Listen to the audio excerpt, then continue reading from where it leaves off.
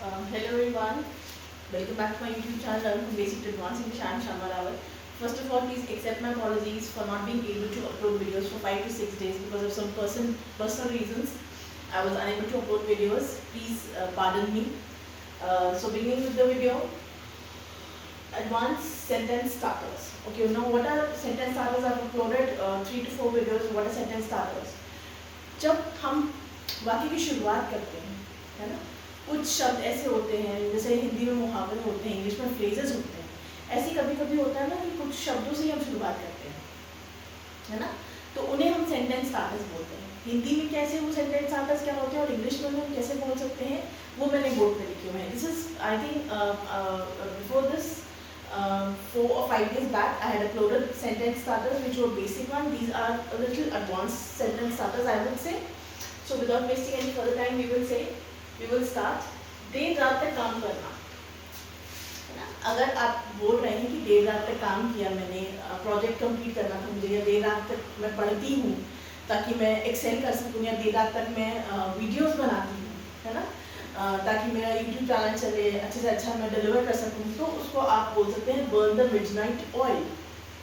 Midnight oil का little meaning तो ये है कि रात में आपने कोई तेल जलाया, but if you are saying, if you want to say कि मैंने देर रात में काम किया, तो आप बोलेंगे burn the midnight oil. Sentence कैसे बनेगा इसका, ठीक है, I am burning the midnight oil in order to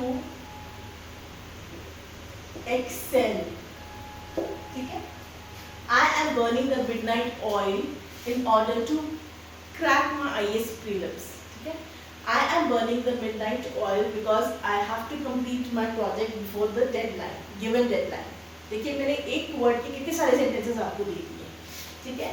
moving to number 2, किसी समस्या को टालना, है ना। जनरली होता है कि किसी समस्या का समाधान नहीं निकाला जाता है, we tend to kind of टालना, है ना, टाल देते हैं उस काम को, तो उसको आप इंग्लिश में बोलेंगे kick the can down the road. ये कैन आप कोई भी कैन समझ सकते हैं, पेप्सी वाला कैन, कोक वाला कैन, है, kick the can down the road. That means if you are familiar with this, then very good. If you are not familiar with it, kick the can down the road. That means you are not trying to solve the problem, you are just kind of getting rid of from it, है ना। जैसे अगर मैं statement दूँ, the government always kicks the can down the road।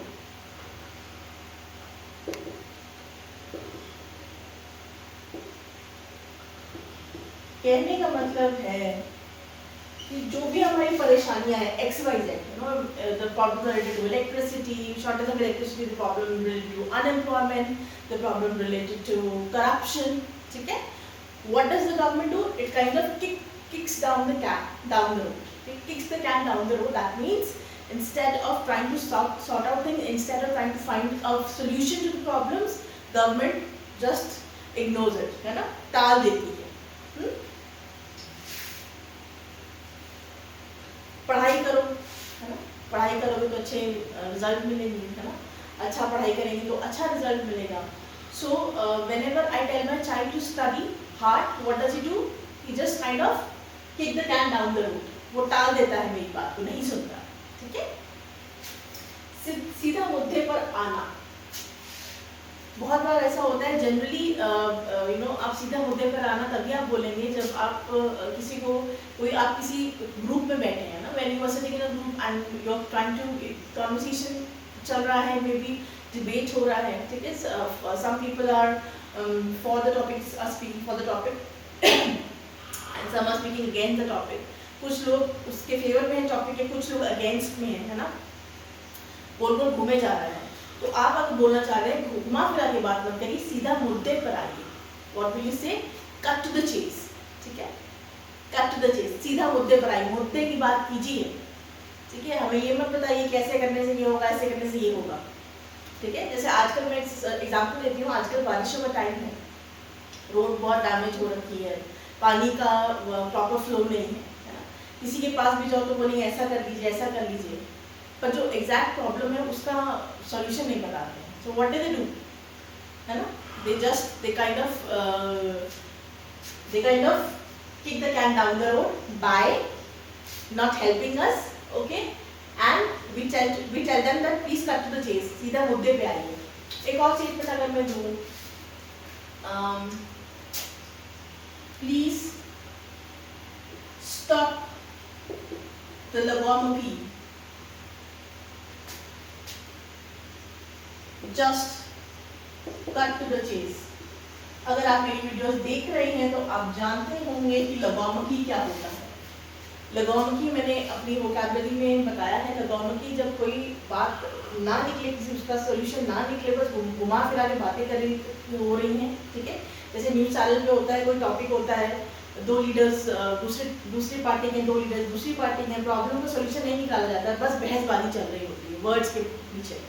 That is logomachy. So please cut to the chase, ignore the logomachy, या stop the logomachy. ठीक है. जल्दबाजी करना, jump the gun. ठीक है, बोलते हैं ना तुम हमेशा जल्दबाजी में क्यों रहते हो, है ना, हमेशा जल्दबाजी क्यों करते हो. इत्मीनान से बैठा करो, सोचा करो, और फिर उसके बाद कोई सॉल्यूशन, कोई प्रॉब्लम का हल ढूंढा करो, है ना, हल निकाला करो. So jump the gun. Why do you always jump the gun? ठीक है. No need to jump the gun. We will sort this out. जरूरत नहीं है. jump the gun मतलब नहीं गन के ऊपर उछल रहे हैं.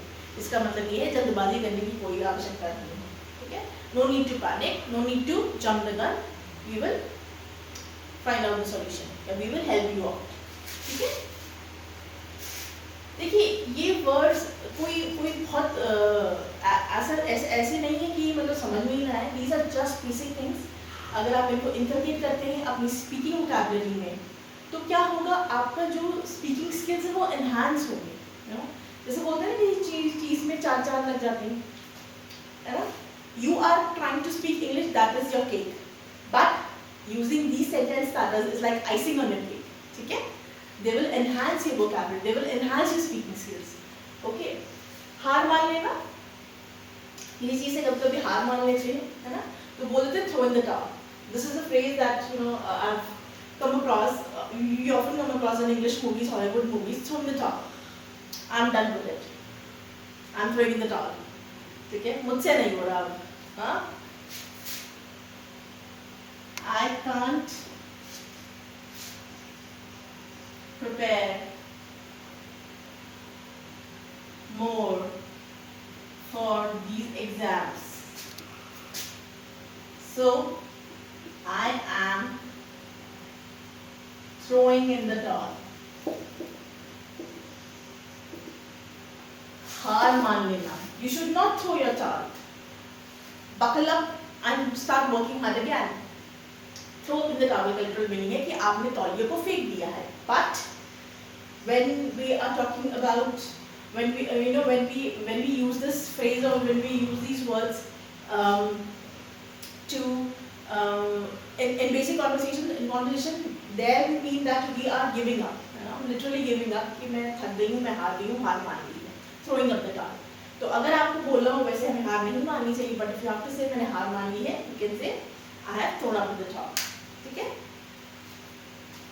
बुरी तरह असफल होना, go down in flames.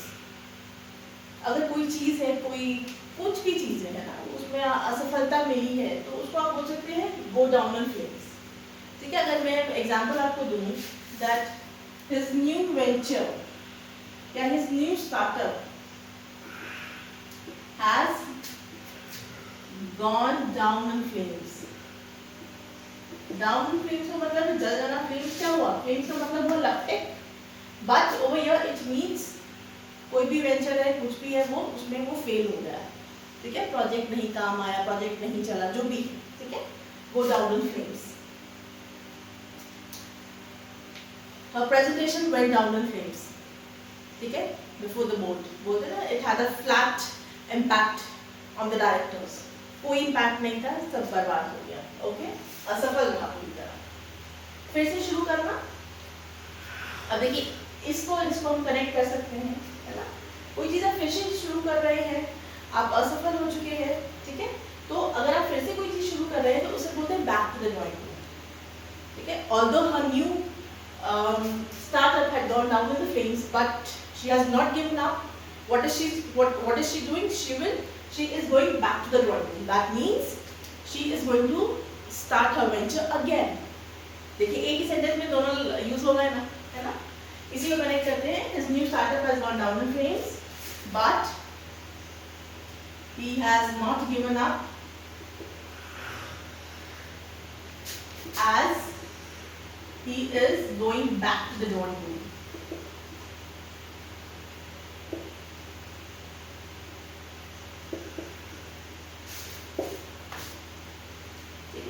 तो क्या हुआ, एक बार एक सीरीज आप हार गए, इसका मतलब ये थोड़ी ना कि आप हार मान गए।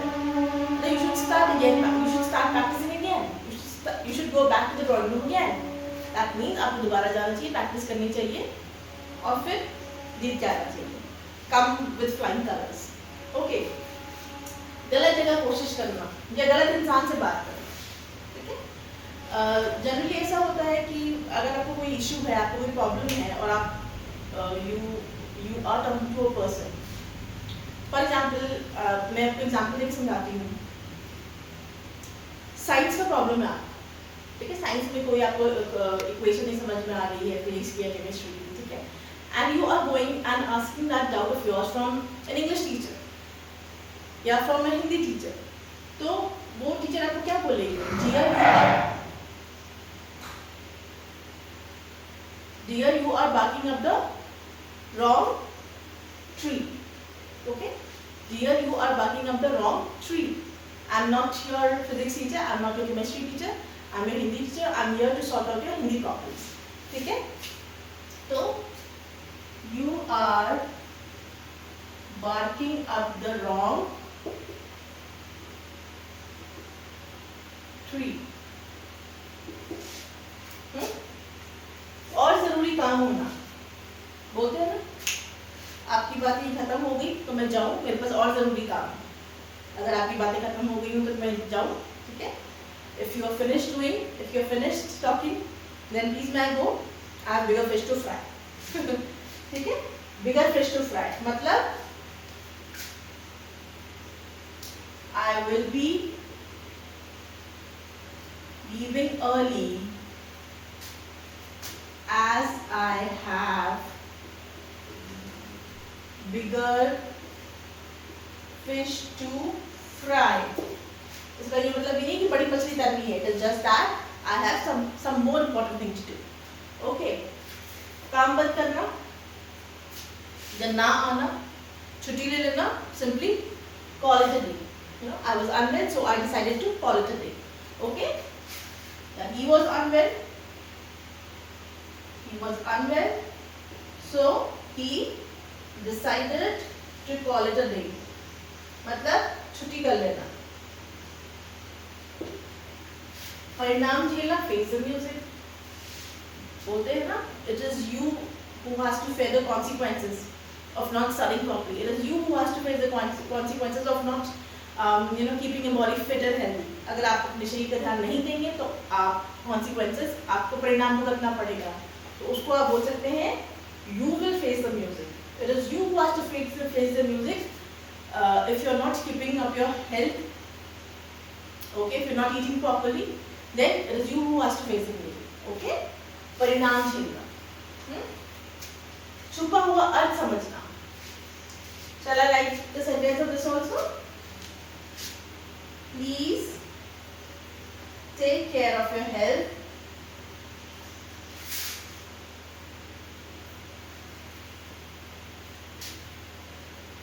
as you will have to face the music later. बाद में आपको ही परिणाम झेलना होगा, ठीक है। छुपा हुआ अर्थ समझना, ठीक है। कई बार ऐसा होता है कि जो लोग होते हैं वो डायरेक्ट बात नहीं कहते हैं, जैसे हमारे स्कूल में टीचर्स या कॉलेजेस में टीचर्स ही होते हैं, वही बोलते हैं कि पढ़ाई करो, ठीक है, क्लासेस अटेंड करो, मैक्सिमम अटेंडेंस दो, ठीक है, नहीं तो क्या होगा, आप परिणाम भुगतेंगे या आपको परेशानी का सामना करना होगा, है ना। तो एक ये तो बात होगी कि उन्होंने सीधी सीधी बात करी। एक बात ये हुई कि अगर मैम बोले कि 70% अटेंडेंस जरूरी है, ठीक है, इतना बोल के वो निकल जाए कि 70% अटेंडेंस जरूरी है, तो it is you who has to understand और read between the lines. That means you have to interpret what is she trying to say. वो कहना क्या चाह रही है, कहने का उनका अर्थ क्या है, ठीक है। सो जब कोई बात डायरेक्ट नहीं की जाती है ना, उसका अर्थ या उसका मीनिंग छुपा हुआ होता है, then we say it is you who has to understand और रीड बिटवीन द लाइंस, ठीक है। या आप कोई पैराग्राफ पढ़ रहे हैं, आप कोई बुक पढ़ रहे हैं, या आप किसी को सुन रहे हैं, है ना।